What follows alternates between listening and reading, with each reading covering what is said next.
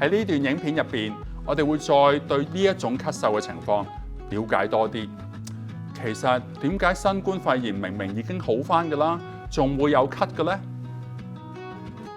由於新冠病毒會影響咗肺部同埋氣管，所以病毒喺身體消失咗之後仍然會有咳。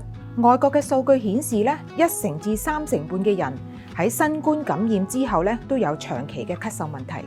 我哋估計咳嘅原因有幾個嘅，譬如感染之後多咗啲分泌物，或者係鼻水刺激到嗰個氣管啦，令到氣管覺得有外來物，又或者係發炎之後氣管嗰啲接收器變得敏感咗啲，容易受到刺激就會收縮，甚至有啲人會因為唞氣唔順啦，所以吸多咗大啖咗氣啲冷空氣同埋乾燥嘅空氣就刺激咗個氣管，成日咳得太犀利亦都會做到一個循環令到個氣管係咳多咗嘅。